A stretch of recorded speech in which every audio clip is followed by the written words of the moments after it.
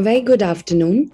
Welcome to the ISAS seminar titled Sri Lanka in Crisis, Authoritarian Populism and People's Protests. This seminar will historically contextualize the current Sri Lankan regime's authoritarian populism and discuss the people's protests and its potential for transformational and durable social and political change in the country. Today, we are delighted to have with us as a guest speaker, Dr. Rajni Gamage, an independent researcher based in Colombo, Sri Lanka. The session will be chaired by Dr. Chillani Attanayaka, a research fellow at ISAS. Before we proceed with the event, we would appreciate if you could switch off your cameras and mute your microphones when the presentation is in progress. If you have any questions or comments, please post them on the Zoom chat box. The questions will be consolidated for the speaker to respond to in the interactive session. I shall now hand over the session to Dr. Attanayaka. Dr. Attanayaka, please. Thank you, Ramita. Welcome once again, all of you, for this very interesting and timely seminar. And I hope this will be a very interesting discussion. So what's happening in Sri Lanka today is, for a lot of us, is something unprecedented in its entire history. And the country is witnessing an intense political and economic upheaval resulting from long-standing structural issues and economic mismanagement. With declining forex, ballooning inflation, and widespread shortage in essentials such as fuel, electricity, medicine, etc., people took to the streets in protest late March, somewhere around late March, demanding the resignation of the Rajapaksa family, the political family which has been in power for over 10 years within the last 2 decades. Now, in response, immediately the cabinet resigned en masse. In the cabinet, there were several members from the Rajapaksa family, and later former Prime Minister and also the brother of President Gotabaya resigned. And on May 12th, Ranil Wickremesinghe, a veteran politician, was sworn in as the new Prime Minister for the 6th time, if I'm not wrong. Now, however, this has not quelled the anger among the populace, as protest still continues in some forms. And what began as a peaceful demonstration at the beginning also saw some violence between pro-government and anti-government protesters, leading several of them to succumb to death and some being wounded. And this has essentially turned into a security crisis also now, in my opinion at least. As is pertinent to the discussion today, the present situation must be viewed within the Sri Lanka's prior economic trajectory. At the time of independence in 1948, Sri Lanka was considered as a promising country on its way to well-developed status. And because of its well-developed infrastructure, established civil service, political system, etc., it had better human development indicators relative to most of the countries with similar per capita income in the 1960s, and which was expected to facilitate the economic development. Now, this did not achieve, of course, because of various factors, including the 3-decade-long civil war that lasted until 2009. The current economic plight also has its origin in long-term macroeconomic instabilities and economic mismanagement. I will not go into too much details because I'm sure Dr. Rajni will cover most of these aspects. One of the key indicators or key significant factors about the crisis, at least the political form of it, is that it's mostly blamed on the Rajapaksa family, as I said, who has ruled the country for the most part of the last 2 decades. They came into power following Mahinda Rajapaksa's accession to the presidency in 2005. They were instrumental in ending LTT terrorism in Sri Lanka. And with that, it also brought new hope for Sri Lanka that it will regain lost development. However, deeper economic problem persisted and division along ethno-religious identities became even stronger. This period also saw dynastic politics in the country in different format. Why I say different format, I don't think dynastic politics is something completely new to South Asia or Sri Lanka. But we saw that this is being the response from the public towards dynastic politics has changed in the region. Many political families in South Asian region have suffered tragedies, corruption, scandals, public fallouts, etc. But they remain to stick to politics in different degrees and diligence throughout, whether it's in India, Pakistan, Bangladesh, etc. This is the same situation to some extent in Sri Lanka, but with former President Mahindra Rajapaksa coming into power, Sri Lanka saw the arrival of a new political dynasty. I think that is something interesting. I'm sure Dr. Ajani will have a lot to say about this, as I will explain why while introducing her. Rajapaksa family is alleged of nepotism, widespread corruption, militarization of Sri Lanka civil spaces, and also of fueling ethno-nationalism and allowing populism to thrive. So an interesting factor about the 2022 protest is that even though there has been ethno-nationalism that has been existent in the past 2 decades, this protest has been transcending ethno-religious differences. We would really like to listen more about this from Dr. Rajani as well. So overall, we see economic crisis that has reignited these issues and proposing even political change, cultural change, etc. So I'm very happy to have Dr. Rajani Gamage to discuss more on this. And since she's talking to us from Colombo, if there are any disruptions, please stay in tune until because there might be power cuts from time to time. Dr. Rajani Gamage is an independent researcher and based in Colombo. The most interesting thing for this particular discussion, I think, is her recent thesis titled Nation as a Village, Historicizing the Authoritarian Populist Regime of Mahindra Rajapaksa in Sri Lanka. So I'm quite excited to listen to her take on what's happening in Sri Lanka and also to sort of know more about her thesis and how the themes in this is related to current crisis. Over to you, Rajani. So thank you, Dr. Athanayake, and thank you also, Ramita, for the introduction. Thank you, Jordan, and everyone at the ISAS events team for coordinating this session. And also thank you, obviously, to everyone here in the audience. So it is a real pleasure and a privilege to be speaking to all of you. So today, just give me 1 second. I need to share my screen. Yes, these are the slides.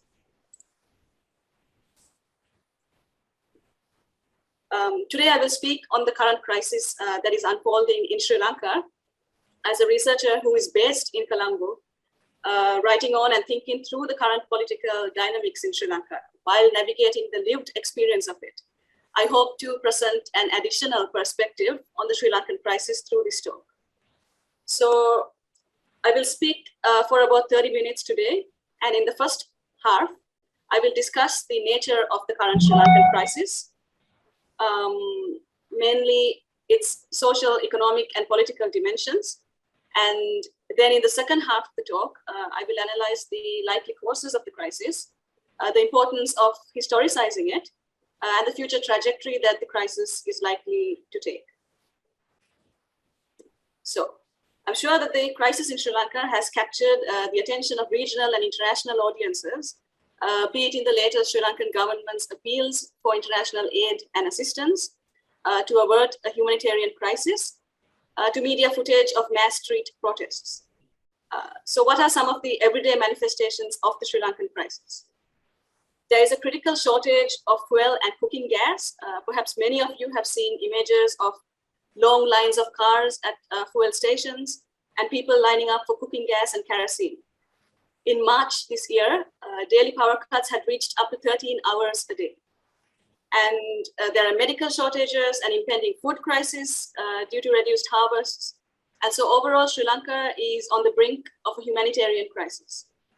The mass protests that have spilled into and occupied the streets and public spaces in Sri Lanka are therefore in response to such harsh livelihood conditions, as people experience the nation's worst economic crisis since independence. So before I go on and describe the sequence of events and the issues that are underlying these mass street protests, I will say a few words on why the Sri Lankan crisis is an important warning to other contexts around the world as well. Around the world, the levels of social inequality are on the rise. This is arguably a result of the tensions and dislocations of neoliberal capitalist development, exacerbated through poor governance and global crises such as the COVID-19 pandemic. So we have seen as a result, increasing social unrest against ruling governments by the increasing numbers who have been left behind in the state's race to development and economic growth. In response to such social unrest, authoritarian government has been on the rise. So we have seen how governments around the world have increased surveillance capability and are seen to use the state coercive apparatus, the armed forces, to maintain order and stability. These conditions facilitate poor governance, such as widespread corruption and patronage politics, as we have seen in the case of Sri Lanka. There is therefore a threat to democratic institutions and processes around the world, which, and this is a problem because democratic institutions are better equipped in averting and managing crises in keeping with democratic norms such as inclusivity, transparency, and accountability. And so I would like for us to keep this in the back of our minds during this presentation and to not view the Sri Lankan case as limited to the nation or independent of what is going on in the rest of the world. Sure, yes, there are characteristics that are distinct to the Sri Lankan case, and Sri Lanka stands out in terms of the extent to which poor governance can make a bad situation worse, but it does not detract from the fact that the Sri Lankan crisis is deeply rooted in global and historical processes, and I expand on this in the second half of my talk. So now let's talk about the mass street protests in Sri Lanka. What is the nature of these protests? Who do they comprise of? And what are their key demands? So prior to the mass protests that take off mainly after April 2022, opposition to the ruling regime, the Gotabaya Rajapaksa regime, has been sporadic and issue-based, be it from the mothers of the disappeared in the north to farmers' protests taking off since mid-2021. There was also gathering social discontent that was being expressed on various social media platforms. Now, on March the 5th, 2022, a women's protest was staged by the main opposition party, the SJB, led by former MP Hirudika Premachandra, outside the President Gotabaya Rajapaksa's residence. Now, this is significant as it arguably served as a precursor to the Mirihana protests, which followed, and made the first crack at the president's image of being untouchable. So, the 31st March Mirihana protests, which followed after this, were a situation where a large crowd of protesters gathered outside and threw rocks in the direction of President Gotabaya Rajapaksa's house. And it is argued that this is a significant point of departure for a number of reasons. The first is that the Mirihana protests sparked off the mass-scale street protests which we witnessed thereafter. The Mirihana protests were also significant in that with the act of angry protesters throwing stones in the direction of Gotabaya Rajapaksa's house and with the derisive slogans with which they addressed the president, it effectively broke the powerful hold that the Rajapaksas had on the public consciousness, which had contained opposition in the past due to fear or blind acquiescence. This discourse of anti-regime, anti-Rajapaksism would have been unthinkable at a time like in 2013. So at the ideological discursive level, this is a significant moment. The third reason why I think the Mirihana protests were significant was that in the police and special forces being deployed to manage a large protest from within the regime's urban Sinhala Buddhist water base, what happened was that the glorified role of the military in the post-war context was starting to be questioned by the mainstream society and not just at the margins. So these questions were now being asked. Whose interests were the military protecting? Was it the people's, or were they protecting a political dynasty? And these fractures continue to inform the political dynamics of the social protests up to the present. So let me take you now through the timeline of the protests. So the Mirihana protests happened on March the 31st. Following this, large anti-regime rallies occupied the Gold Face green space in Colombo from the first week of April onwards. This leads to the establishment of the semi-permanent protest village called Gota Gogama, which means go home Gota village, referring to the protesters' demand that President Gotabaya Rajapaksa resigns. While protests took off in other areas of the country as well, Gota Gogama in Goldface arguably became the epicenter of the social protests. And I will speak on why this is important shortly. But first, what was the main composition of these protesters? The protesters were largely upper and middle class urban people who protested against the harsh economic conditions. And this included, there was a section of the middle class that were really starting to feel the economic crunch, but it also included another group that realized that their wealth could not secure them access to goods and services due to the shortages in supply. What were the main demands of this people's struggle, more popularly known as the Aragale? First, they demanded for relief from the burden of the economic crisis being offloaded onto the people.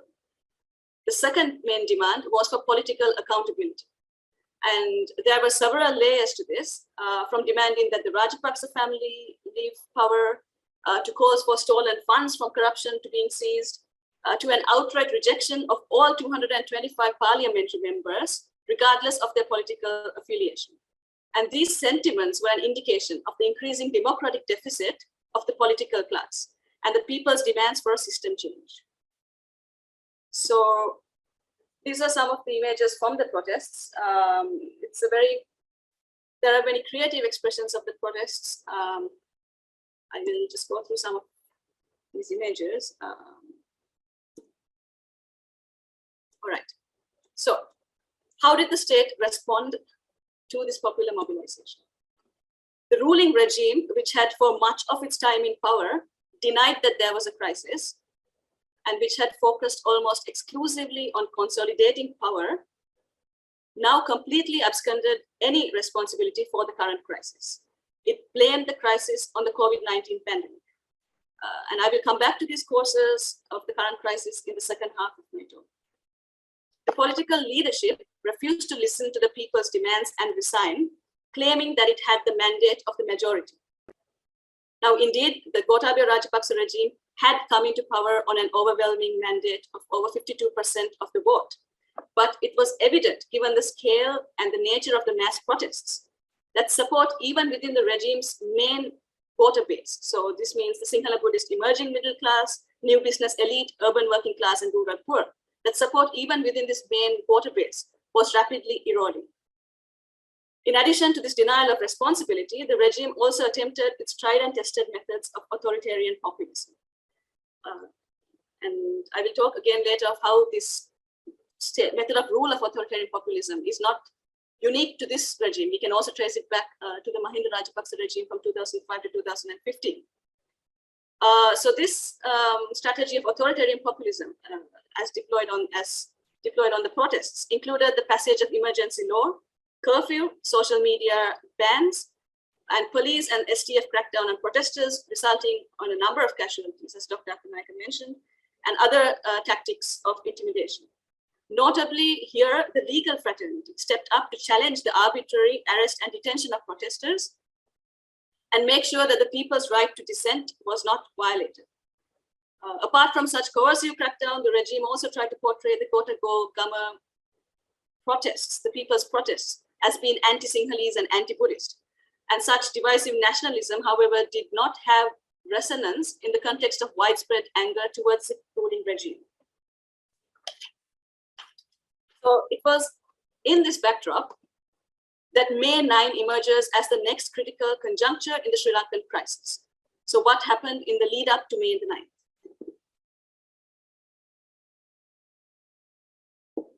On May the 6th, over 2,000 trade unions launched a massive hartal, the biggest general strike in decades. The threat of an extended hartal afterwards, which would have crippled the state, may have driven the sequence of events on May the 9th. So on May the 9th, groups of Rajapaksa loyalists from outstations attended a speech by Prime Minister Mahinda Rajapaksa. Following this, they went on to attack Gotabaya, the protest village which I identified before as the epicenter of the people's discontent with the ruling regime. The regime, probably due to the degree of disconnectedness it had with the public, severely underestimated the sentimental hold that this protest village had within the general public. So upon hearing the news that Gotabaya was being attacked, supporters poured in from neighborhood areas and from nearby offices to support the protest site. The rest of the day, as I remember it, was dystopian in many ways. There was a violent backlash by vigilante groups, hunting down suspected government supporters and destroying the houses and other property of ruling MPs and political loyalists of the Rajapaksa regime. The island-wide civil unrest finally led to the resignation of Prime Minister Mahinda Rajapaksa along with cabinet. And I remember the next couple of days has been filled with tension and dread.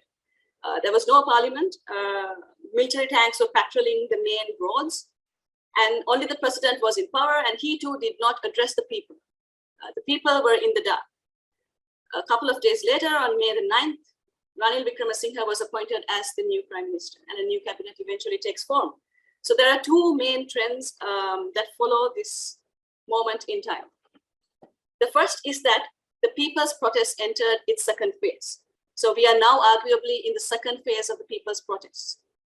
Following the violence of May the 9th and appointment of Prime Minister Wickremesinghe, there has been a dampening effect on the protests and a shift in terms of its class composition.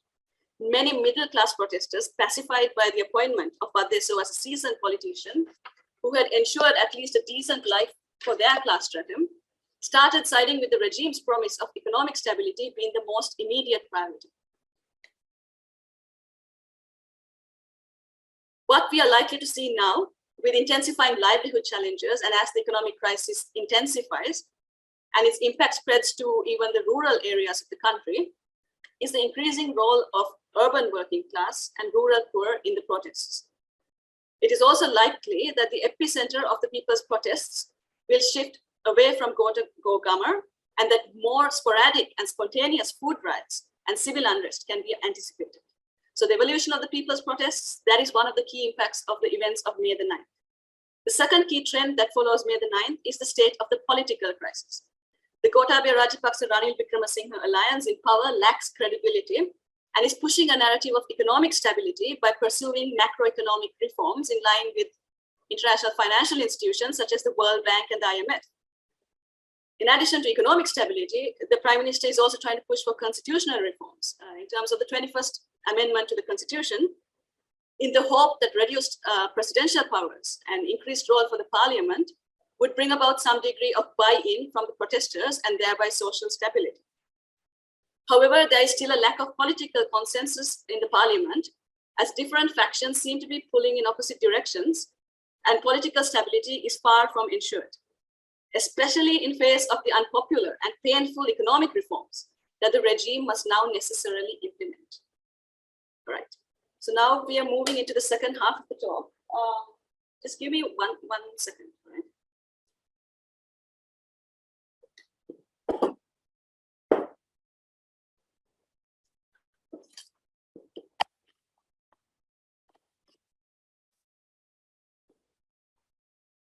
All right. So this is the timeline of the social and political crisis that I was talking about.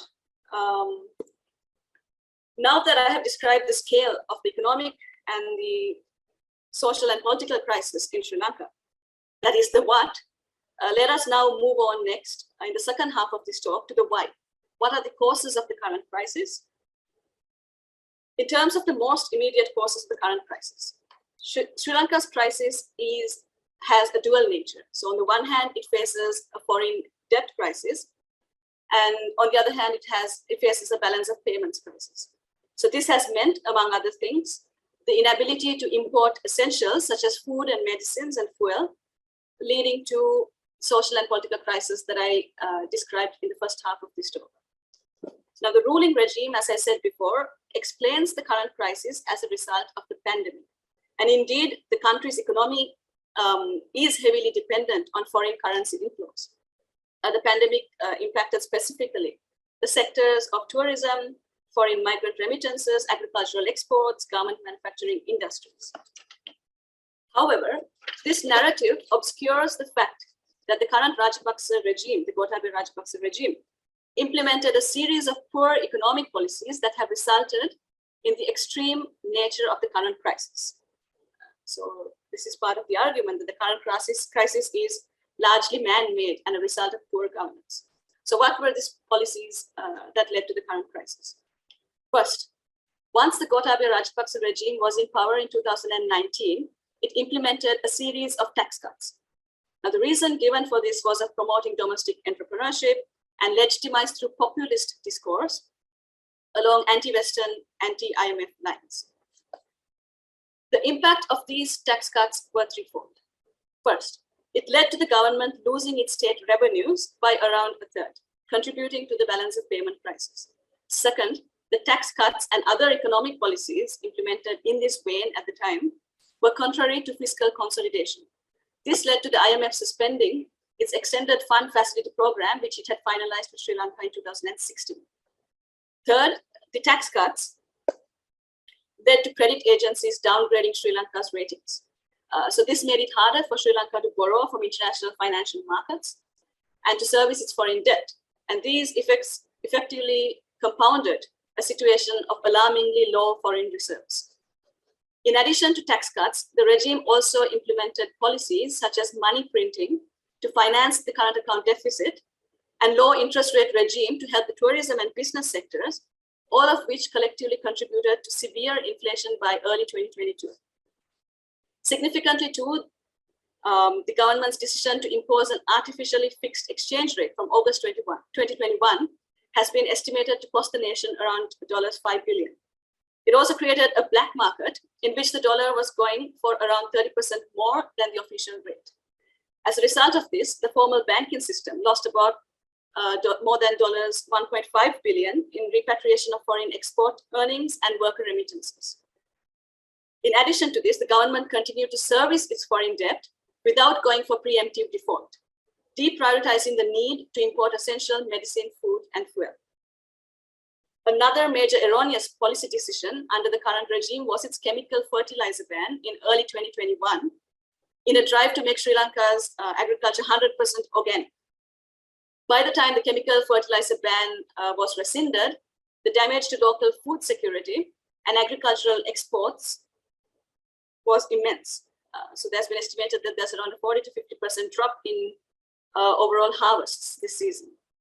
Moreover, with critically low foreign reserves, the government faces now the difficulty of importing chemical fertilizers and importing foods to make up for the reduced harvests. So this food crisis has also worsened by global developments such as the Ukraine crisis and food protectionism in some top agricultural producing countries. So if I were to stop here, the answers to the current economic crisis are quite straightforward. What is required is to reverse these poor economic decisions, such as imposing higher taxes, upping the tourism and foreign remittance numbers, imposing a flexible exchange rate, and getting an IMF extended fund facility. And these macroeconomic reforms are what the World Bank and IMF are pushing for, with economic stability as a precondition to aid and loans. Such an understanding of the crisis, however, detracts from the historical and structural conditions that underlie it. That is, Sri Lanka's economic crisis has been some time in the making. The liberalization of the economy in 1977 and reforms thereafter enabled a neoliberalization of the economy, which informs the current crisis as well. Although neoliberal development reforms took off in many other contexts in the 1980s, Sri Lanka's experience has not been quite as straightforward. Its progressive social indicators, such as free health and free education, together with a protracted civil war, has meant that its trajectory of economic liberalization has not been a straight line. It is therefore in the post-war context, in the period around and after 2009, that the neoliberalization proper of the economy takes over. The conditions at the global level which enable this include the global financial crisis of 2008 and the US Federal Reserve's tapering its quantitative easing program in July 2013. This flooded emerging market economies such as Sri Lanka with credit. High interest commercial loans and speculative capital led to a post-war economic boom that was essentially a bubble. So what do I mean by this? These credit inflows were directed by the government at the time, the Mahinda Rajapaksa government, to fund non-tradable industries such as large white elephant infrastructure projects, real estate investment, and urban beautification drives with little return on investment. They were driven by the regime's populist politics as tangible evidence of the regime's development drive in an effort to capture a vote base that was not only in the conservative South, but also within the urban emerging middle classes. And we can think of many such examples of such white elephant projects, from the Mattala airport, cricket stadiums, conference halls, lotus towers, and highways. These poor policy investment divisions were largely driven by an entrenched culture of corruption. And we see this trend of committing to populist projects with poor return on investment, even during the current Gotabaya Rajapaksa regime, where even in the middle of the economic crisis, the 2022 budget promised 100,000 mini roads in villages. So still focus on the construction and infrastructure sectors.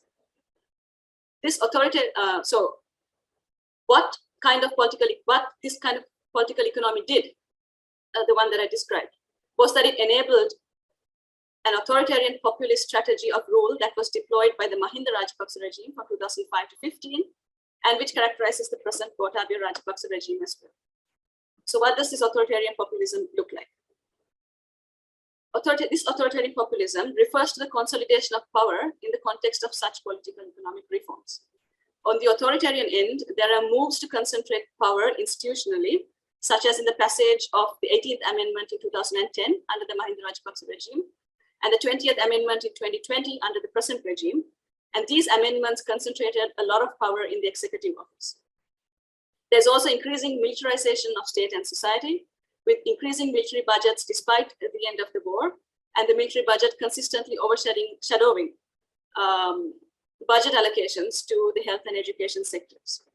This authoritarianism also facilitated a politics of entrenched corruption, which in large part drove the poor policy decisions that I described before and contribute to the current crisis. On the populist end was the deployment of a rural-centric Sinhala Buddhist nationalist discourse alongside economic nationalism, and which also characterized the present regime. In large part, such populist discourse was used to legitimize to the public the erroneous economic decisions that I outlined before. Understanding that the present crisis is rooted in poor governance, but also in historical and global processes, is important. It helps us to comprehend the depth and the gravity of the current crisis, which cannot be solved through quick and easy fixes. Once we see a problem for what it is, then we can come closer to having consensus on what the solutions are. The present moment is a key historical conjuncture in Sri Lanka that could very well hold the balance of forces necessary to implement key and necessary structural changes. This could include the establishment of democratic processes that hold elected representatives more accountable, responsive, and transparent than at present. It can include pursuing development that is more sustainable and aligned with the interests of local communities and the environment. It can include microeconomic reforms that ensure stronger social safety nets and which create new employment and livelihood opportunities, especially in the context of what is likely to be rapid unemployment in the context of the current crisis. So this recovery will no doubt be a drawn out and painful process, but it holds much potential. Now, the current Prime Minister Ranil Wickremesinghe has also signaled the need for a reset, mimicking the discourse of the World Economic Forum on the need for a great reset. To what extent this actually delivers to the general public, especially its most vulnerable communities, will determine the future trajectory of the current crisis. Now, this is where the role of the social protests, the street protests that are ongoing, and are likely to evolve in the coming days and months, play a critical role. There is the sentiment that unanimous opposition against the government has for the first time transcended party politics, but also the main social cleavages of ethnicity, religion, class, and region. Indeed, increasing awareness of state misconduct, misgovernance, and the importance of greater political accountability and transparency are progressive steps, they're promising steps in this regard. And contrary to what I have been hearing from some quarters that the protests are dying or dead, in recent conversations at Gotabaya protest village, I was reminded by some of the activists there that it was the protests that had caused the resignation of a prime minister and a cabinet. It was the protest that had caused the resignation of the central bank governor. And it was the protests, among other things, that had caused recently the finance minister to leave the parliament. So the people seem determined and ready for the long haul. So in this talk, in conclusion, I spoke on how historicizing the current crisis is important in understanding how we arrived at the present moment. Yet it is also worthwhile remembering that history does not make the future inevitable. Rather, in disrupting dominant development paradigms and renegotiating the prevailing social contract, the people's protests hold the potential for Sri Lanka's long history of democracy to steer Sri Lanka's crisis to a situation which champions greater equality and egalitarianism. So I will end my talk here and thank you for listening. I look forward to a discussion session, which I'm sure will be very interesting.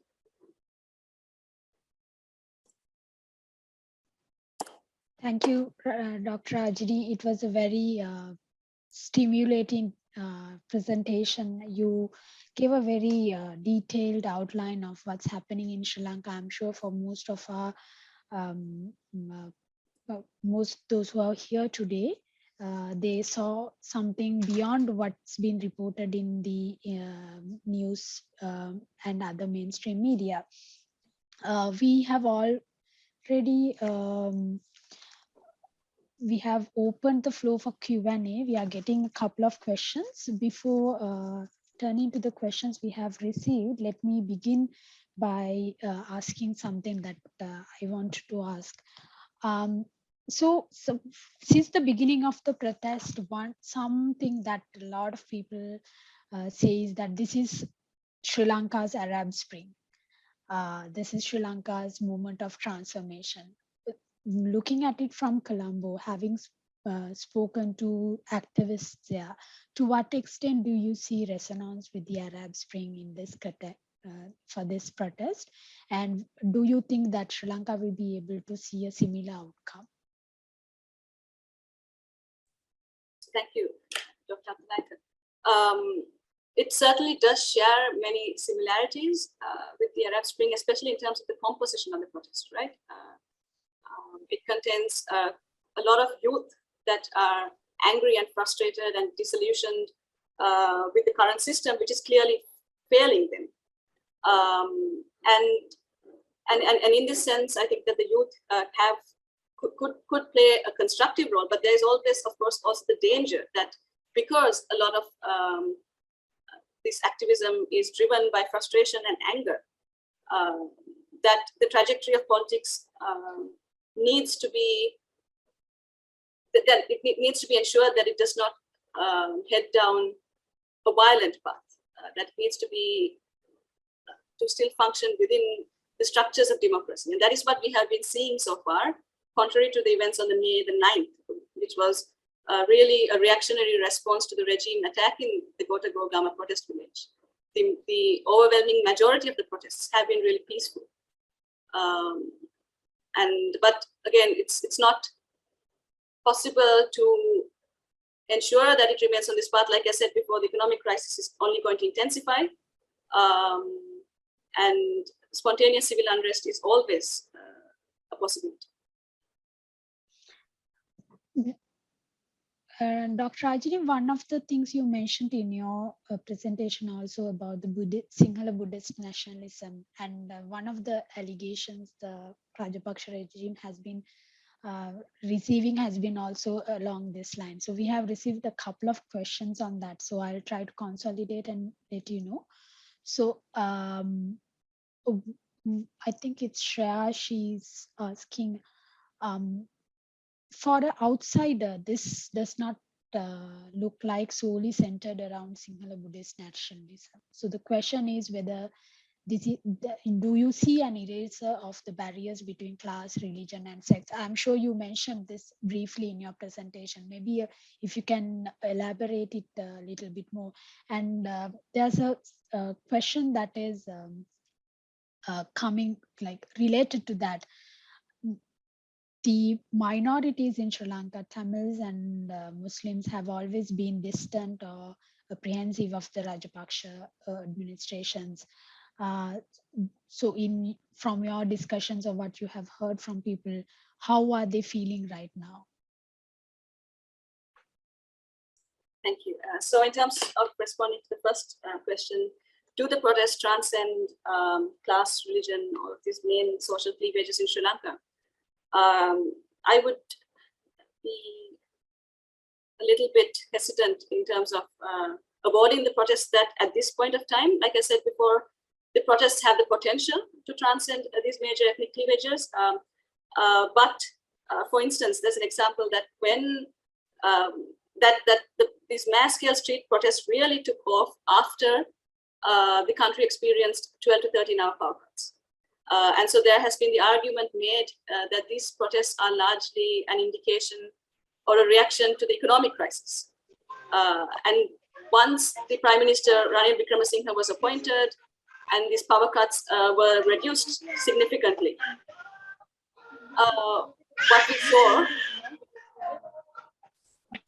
what we saw was that the protest numbers decreased significantly.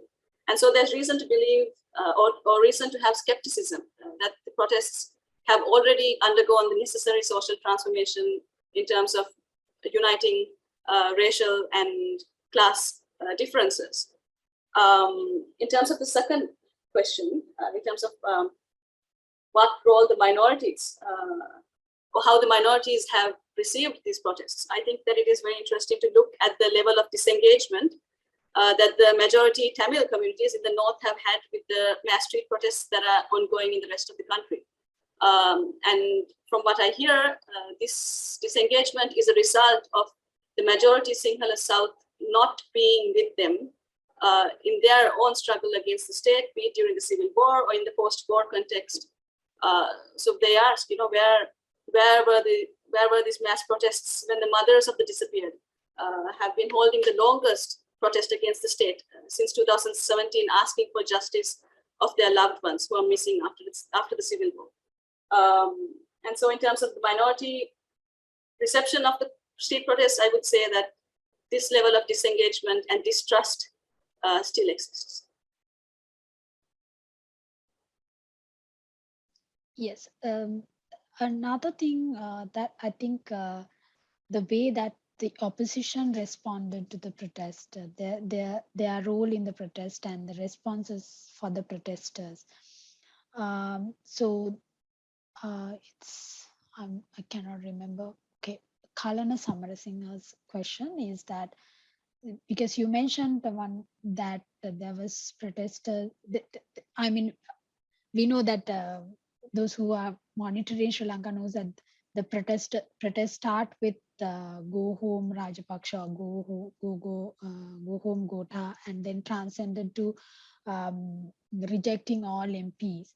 So to what extent the opposition has responded to the larger demands of the protests in terms of anti-corruption, nepotism, populism? I think these are characteristics that are not, perhaps we see it more strongly within the Rajapaksa regime, but these have been characteristics of Sri Lankan politics for a longer period of time.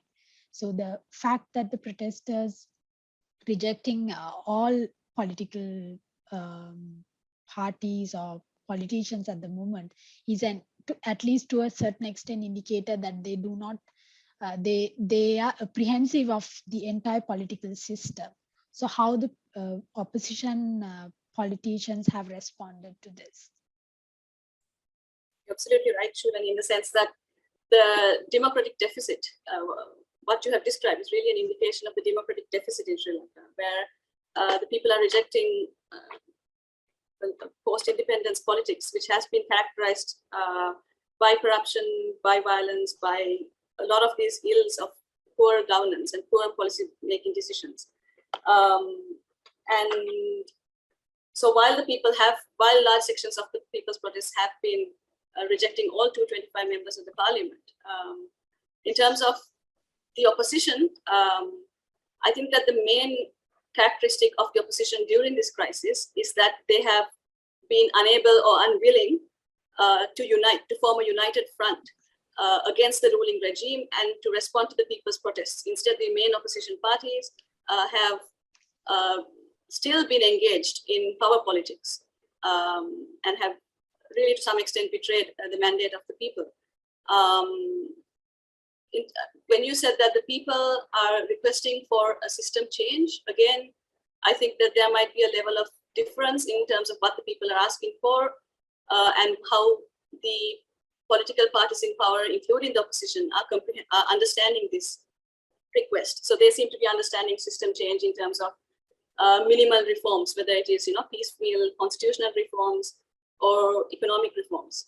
And I think it remains to be seen with the future trajectory of the social protests and the political crisis as to what level of balance can be reached between the system change that the people are asking for and which the political parties can offer. Yes, one point you mentioned is quite right. The fact about how the opposition has failed to unite even at this juncture and come forward to bring a solution to what's happening in Sri Lanka.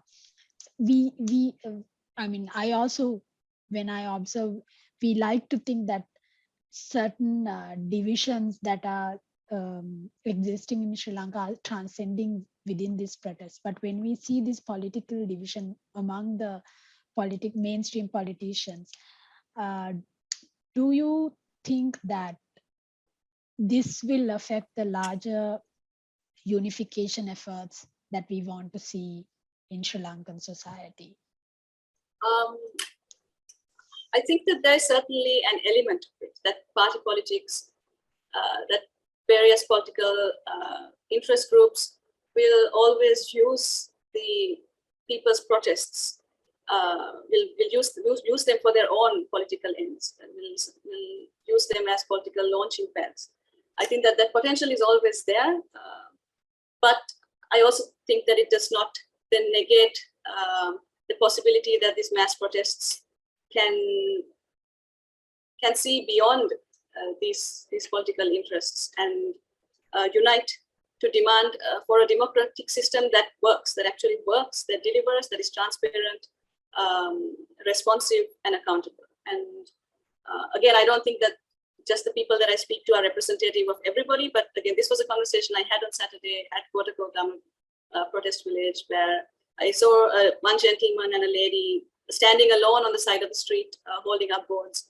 And I asked them whether they felt that the protests had dampened or were dying down. And what he's and I suggested, is this because there are these rumors that the pro-left, the far left parties, the JVP and the Frontline Party, is it because these parties are said to have a greater presence on the protest side? And he said, no, I mean, that they could very well be or they are on the protest side, but that this is a united struggle against a set of ideals that the people are unanimously rejecting.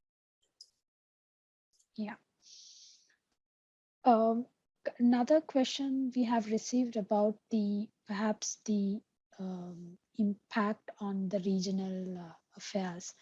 Now, over the last 3 years, even during the COVID pandemic and months leading up to my former Prime Minister's removal, India has adopted a dominant position in providing aid to Sri Lanka. And I think this has been received with mixed perceptions in Sri Lanka. On one part, they are being alleged that, or questioned whether they are supporting the Rajapaksa regime by providing these aids. On the other part, they will always get questioned if the India do not come there. Then like they are the closest neighbor.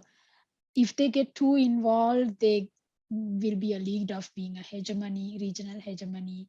So how do you think this has played out, and how do you think India has adopted its role within the larger context?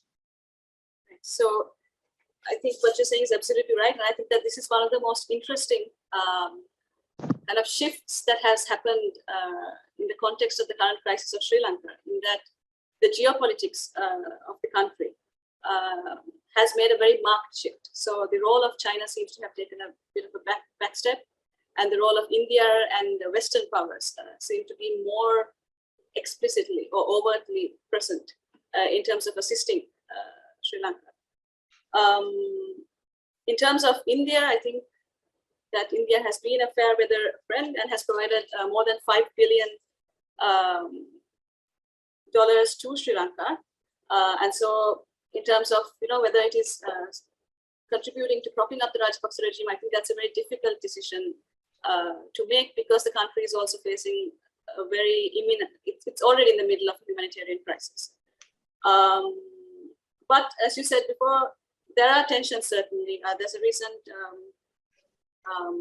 Adani deal that is kind of capturing the local headlines of late, and tensions from local communities and what this could mean, resistance from trade unions. And so it's certainly not a smooth path, because Sri Lanka is in such a vulnerable and dependent situation.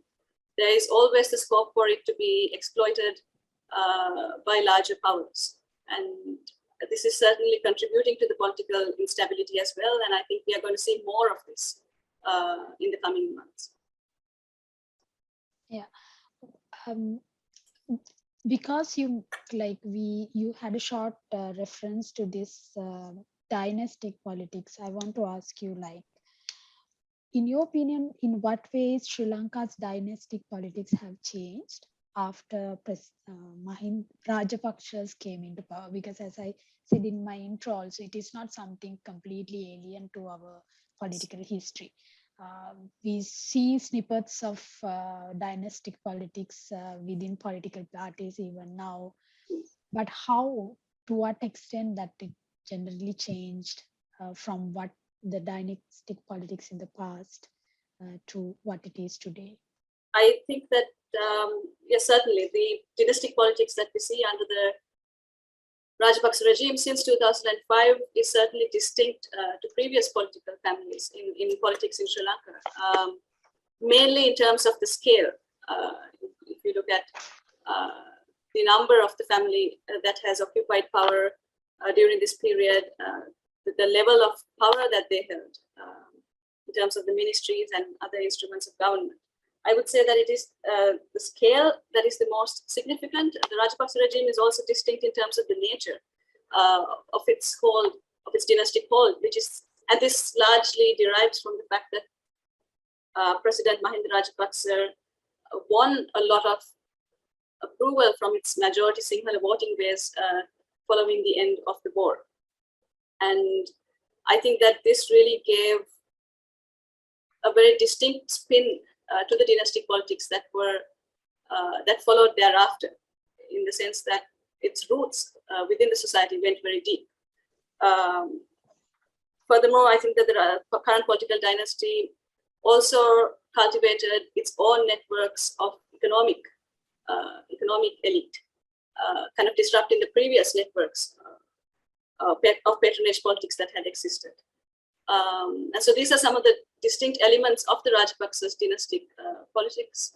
The current crisis seems to have fractured very significantly the consolidation that this dynasty had achieved, but whether we are likely to, that this is the end of the Rajapaksas in power, that is, I think, an open question. I assume there's a power disruption for Dr. Rajini, but please stay until she comes back. Yeah.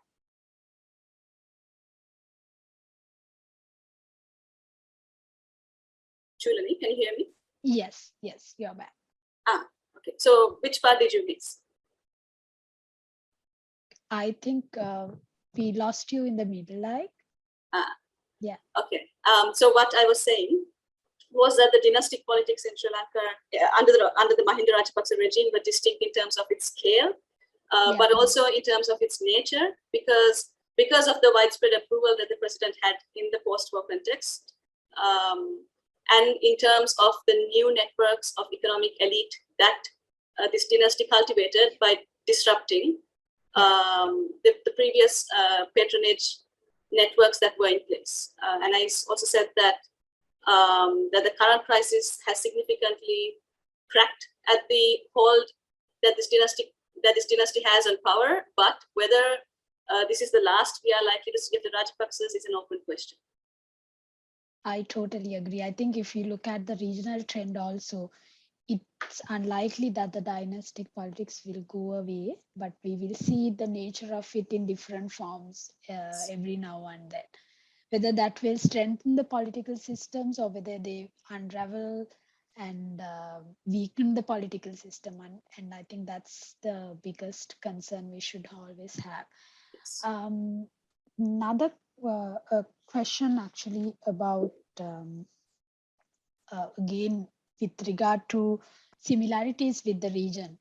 Now, in India's Hindu nationalist regime, social media plays an important role in mobilizing individuals, particularly the youth, to politics.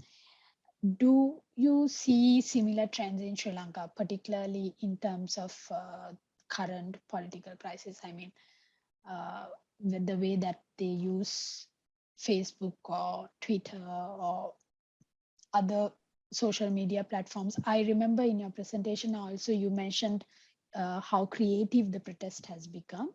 Maybe you can give some more details onto that as well. Sure. So you're absolutely right in terms that the current crisis, a lot of the discontent that we see on the streets was contained in its early stages through its expression on social media. So I think that social media did have that kind of dispersal effect. Like you said, very creative expressions of dissent against the current regime. We saw social media and encrypted messaging platforms have also been used for organizing a lot of these protests and this activism. We see that the government is very much out of its depth with this dynamic in terms of the very arbitrary social media bans that it put in place very early on during the protests, but which it reversed soon after because they were not a real impediment to a very tech-savvy younger generation. So in terms of positive, on a positive note, social media has been a very critical part of the ongoing protests, but there is always, as you mentioned, the danger of social media as being a platform for divisive ethno-religious narratives. And while in the present context, because of the crisis situation, there is less purchase for such kind of ethno-religious nationalism, that does not preclude the possibility that there could be a reactionary exclusive nationalism that comes into play as the economic crisis worsens. And politicians are looking for a scapegoat on which to put this economic crisis on. That's true. Do you also think the failure of the government or any politicians to sort of respond to this? I remember the protest or the opposition immediately started within social media. The discourse began in the social media, and if I remember correctly, the election campaigns during the last two elections were done primarily in social media, and the youth were a larger part of the discourse and the change of discourse. Do you think that this generation's response to the issues and the previous generation's response to the issues is somewhat different in terms of responding to government's way of responding to issues or government's dissent for all that? How do you see that they are responding differently? Yes, Chudani, I definitely, the sentiment that the youth is responding differently to the protests. That is something that the youth in the protests are claiming for themselves. So you hear this popular slogan of, you are messing with the wrong generation. And, there is some truth to it. I disagree with it to some extent. Yes, it is true that, youth are more tech savvy. They are holding the government, requiring for a political leadership that is more accountable and that is more responsive. But I mean, this kind of democratic activism has not been missing in Sri Lanka's past. Resistance against injustice and the state has always been a characteristic of Sri Lankan politics. So many people have paid their lives in resisting the state, and especially the minorities and vulnerable communities and dissenters of the state. So I don't know if this particular generation of youth are unique in terms of what they are willing to take to accept by the political leadership. But certainly, I think that the dynamics in which it happens will be different. That's true. I think one of the things I also saw in social media was because that's the moment that, for instance, when the left political parties, mainly JVP, come forward in a protest, one of the criticisms against them was their violent past. So I remember a particular social media conversation where the youths have been saying, maybe they are not very interested in their violent past because in Sri Lanka, every main political party has a violent history. Yes, certainly. That's completely true. I think the one thing that we need to keep reminding ourselves is that it is very easy to criticize the Rajapaksa regime because they have become this popular boogeyman to criticize. But in terms of state violence, in terms of corrupt politics, pretty much all political parties are guilty of this, including the JVP, which speaks very strongly against 74 years of corruption without mention that they actually occupied power in the 2000s as well. So they are all part of the current political system. Exactly. So under what circumstances do you see President Gotabaya relinquishing power? I know this is a very difficult and strange question, but this is one of the questions that has come up. So, right. Constitutionally speaking, I think that the impeachment of a president is very difficult. It requires a lot of political unity within the parliament, which is terribly lacking even at present. The SLPP's hold on power. The SLPP is the Sri Lanka Podujana Peramuna, which is the ruling party in power. So the SLPP's hold on parliament is still very strong, and they will determine the future trajectory of Sri Lankan politics over the next at least couple of years, unless there's enough pressure from the people and the opposition to hold fresh elections. So I do think that President Gotabaya Rajapaksa is going to be around for a while, but things can change very quickly in Sri Lanka. And how do you think that, do you think because Prime Minister Ranil Wickremesinghe has enough support within the system? Because we see a similar situation to Sirisena Wickremesinghe government at the moment. Prime Minister Wickremesinghe is the only member from his political party who is in the parliament, and he does not seem to have been able to get the opposition support, who are his former allies. And within the SLPP also, I think there has been some instances where he has not received overwhelming support, even though he's representing the SLPP government. Yes, Julani. I think that like you mentioned, the Prime Minister's credibility was low to start off with, but given the current political crisis and the really painful economic reforms that are being implemented, it is only likely that there will be waves of social protests coming in the next months. And so what we are likely to see is the current regime trying different combinations. So we are seeing that right now. They are trying different combinations, kind of like musical chairs of the current members of the parliament, trying to co-opt them into power and try to see which of these combinations will stick, which would the people accept. But I think that there's going to come a time when they're going to run out of combinations. And so we are likely to see, as in many other contexts around the world, in such situations, we are likely to see regime change happening quite rapidly. Yes. Something that has been happening in Nepal for a longer period of time. So, and in your opinion, to what extent this will affect the social fabric in general? Do you mean to what extent will the political crisis affect the social? Along with the economic crisis, I think the economic crisis is a trend that will happen in many parts of the world at the moment because of a combination of factors you mentioned. Yes, Sri Lanka's case is significant and it's always in the news, but this is happening in so many parts, especially after the pandemic. So in that context, how do you think that, since this is not going to be a one-off thing in Sri Lanka, perhaps for the listeners this would be interesting if it is happening elsewhere, how this will affect the social fabric in general?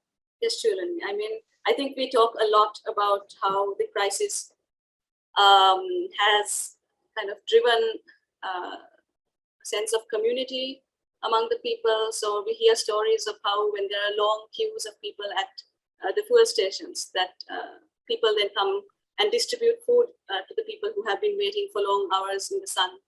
We hear of community kitchens that are coming up quite organically. And again, we hear about the social protests transcending these class and ethnic divides.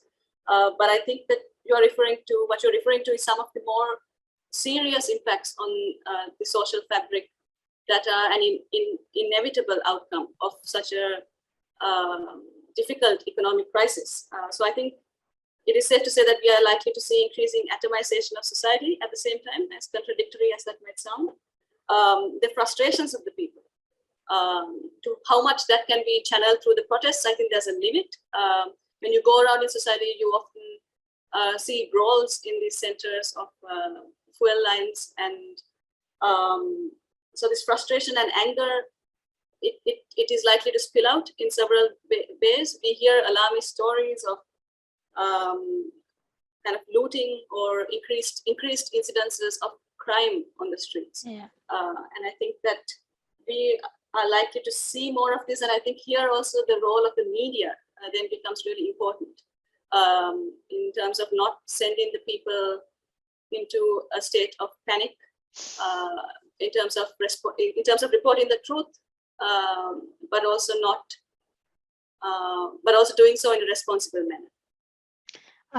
I thank you for bringing up a very important factor, the role of media. I think for those who can follow Sri Lankan news, you would know how much sensationalization is happening when it comes to reporting what's happening on the street.